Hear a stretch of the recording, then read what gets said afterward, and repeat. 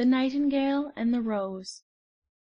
"She said that she would dance with me if I brought her red roses," cried the young student. "but in all my garden there is no red rose." From her nest in the holm oak tree the Nightingale heard him, and she looked out through the leaves and wondered.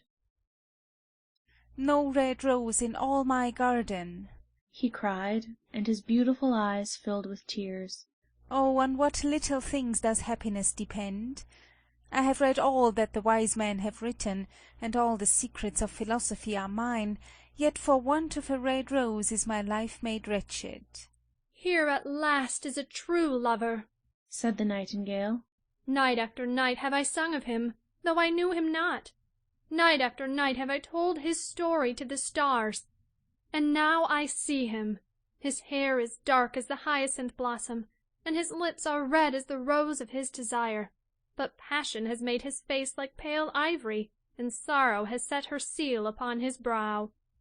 "The prince gives a ball to-morrow night," murmured the young student, "and my love will be of the company.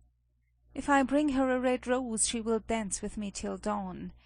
If I bring her a red rose I shall hold her in my arms, and she will lean her head upon my shoulder, and her hand will be clasped in mine. But there is no red rose in my garden, so I shall sit lonely, and she will pass me by. She will have no heed of me, and my heart will break." "Here indeed is the true lover," said the Nightingale. "What I sing of, he suffers. What is joy to me, to him is pain. Surely love is a wonderful thing. It is more precious than emeralds, and dearer than fine opals. Pearls and pomegranates cannot buy it, nor is it set forth in the market-place. It may not be purchased of the merchants, nor can it be weighed out in the balance for gold." "The musicians will sit in their gallery," said the young student, "and play upon their stringed instruments, and my love will dance to the sound of the harp and the violin. She will dance so lightly that her feet will not touch the floor, and the courtiers in their gay dresses will throng round her. But with me she will not dance, for I have no red rose to give her." And he flung himself down on the grass and buried his face in his hands and wept. "Why is he weeping?" asked a little green lizard as he ran past him with his tail in the air. "Why, indeed?" said a butterfly who was fluttering about after a sunbeam. "Why, indeed?" whispered a daisy to his neighbor in a soft, low voice. "He is weeping for a red rose," said the Nightingale. "For a red rose?" they cried. "How very ridiculous!" And the little lizard, who was something of a cynic, laughed outright. But the Nightingale understood the secret of the student's sorrow, and she sat silent in the oak tree and thought about the mystery of love. Suddenly she spread her brown wings for flight and soared into the air. She passed through the grove like a shadow, and like a shadow she sailed across the garden. In the center of the grass plot was standing a beautiful rose tree, and when she saw it she flew over to it and lit upon a spray. "Give me a red rose," she cried, "and I will sing you my sweetest song." but the tree shook its head. "My roses are white," it answered, "as white as the foam of the sea, and whiter than the snow upon the mountain. But go to my brother, who grows round the old sundial, and perhaps he will give you what you want." So the Nightingale flew over to the rose tree that was growing round the old sundial. "Give me a red rose," she cried, "and I will sing you my sweetest song." but the tree shook its head. "My roses are yellow," it answered, "as yellow as the hair of the mermaiden who sits upon an amber throne, and yellower than the daffodil that blooms in the meadow before the mower comes with his scythe. But go to my brother, who grows beneath the student's window, and perhaps he will give you what you want." So the Nightingale flew over to the rose tree that was growing beneath the student's window. "Give me a red rose," she cried, "and I will sing you my sweetest song." but the tree shook its head. "My roses are red," it answered, "as red as the feet of the dove, and redder than the great fans of coral that wave and wave in the ocean cavern. But the winter has chilled my veins, and the frost has nipped my buds, and the storm has broken my branches, and I shall have no roses at all this year." "One red rose is all I want," cried the Nightingale. "only one red rose. Is there no way by which I can get it?" "There is a way," answered the tree, "but it is so terrible that I dare not tell you." "Tell it to me," said the Nightingale. "I am not afraid."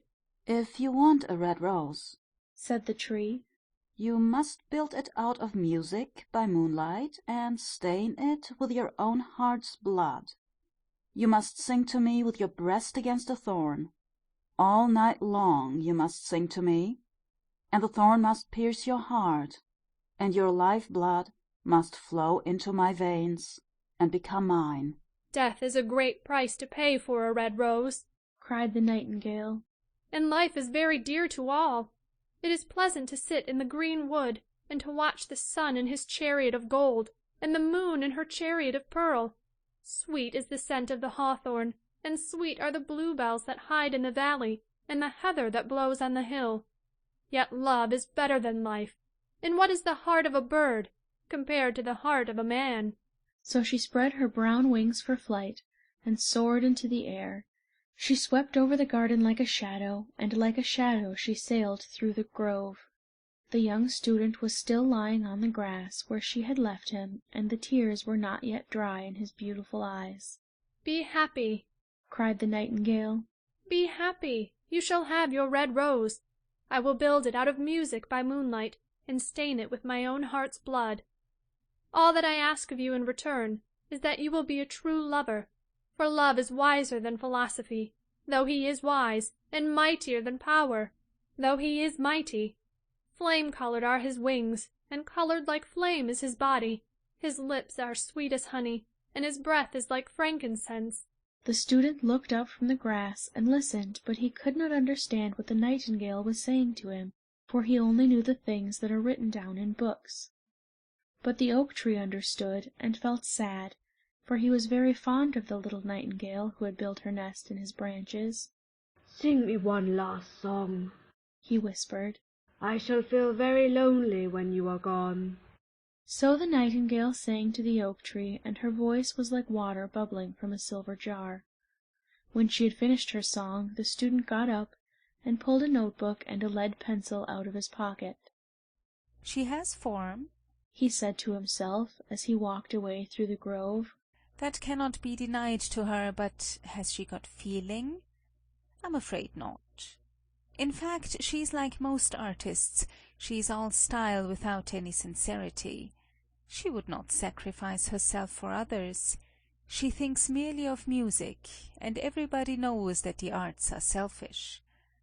Still, it must be admitted that she has some beautiful notes in her voice. What a pity it is that they do not mean anything or do any practical good." And he went into his room and lay down on his little pallet bed, and began to think of his love, and after a time he fell asleep. And when the moon shone in the heavens, the Nightingale flew to the rose tree, and set her breast against the thorn. All night long she sang with her breast against the thorn, and the cold crystal moon leaned down and listened. All night long she sang, and the thorn went deeper and deeper into her breast, and her life-blood ebbed away from her.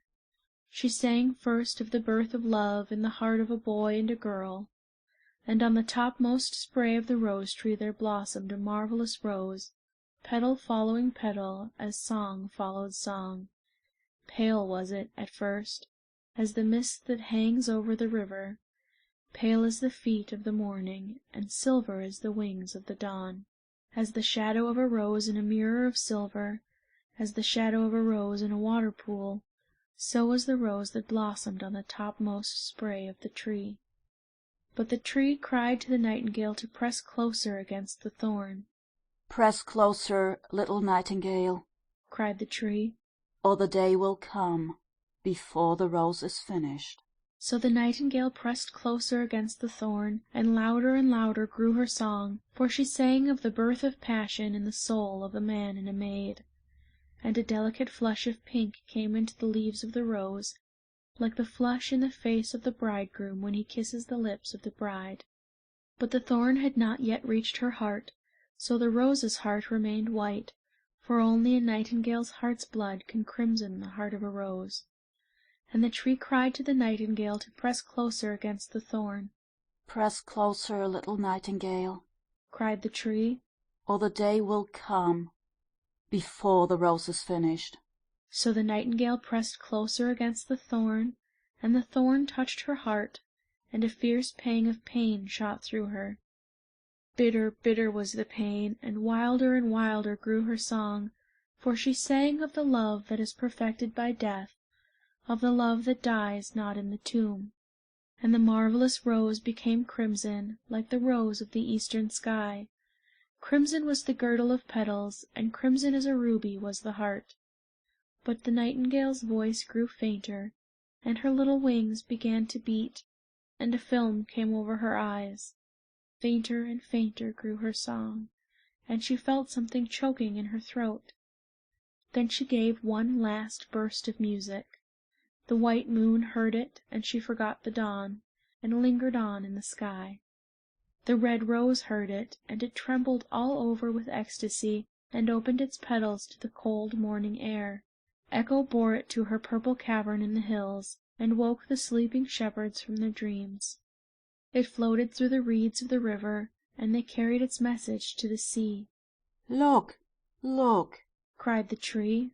"The rose is finished now." But the nightingale made no answer, for she was lying dead in the long grass, with the thorn in her heart. And at noon the student opened his window and looked out. "Why, what a wonderful piece of luck!" he cried. "Here is a red rose. I have never seen any rose like it in all my life. It is so beautiful that I am sure it has a long Latin name." And he leaned down and plucked it. Then he put on his hat and ran up to the professor's house with the rose in his hand.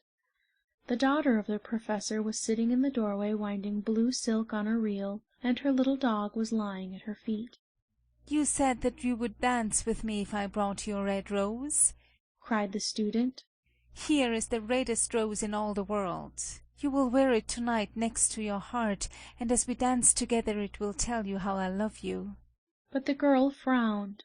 "I am afraid it will not go with my dress," she answered. "and besides, the chamberlain's nephew has sent me some real jewels, and everybody knows that jewels cost far more than flowers." "Well, upon my word, you are very ungrateful," said the student angrily, and he threw the rose into the street, where it fell into the gutter, and a cartwheel went over it. "Ungrateful!" said the girl. "I tell you what, you are very rude. And after all, who are you? Only a student. Why, I don't believe you have even got silver buckles to your shoes, as the chamberlain's nephew has." And she got up from her chair and went into the house. "What a silly thing love is," said the student as he walked away. "It is not half as useful as logic, for it does not prove anything, and it is always telling one of things that are not going to happen, and making one believe things that are not true. In fact, it is quite unpractical, and as in this age to be practical is everything, I shall go back to philosophy and study metaphysics." So he returned to his room and pulled out a great dusty book and began to read.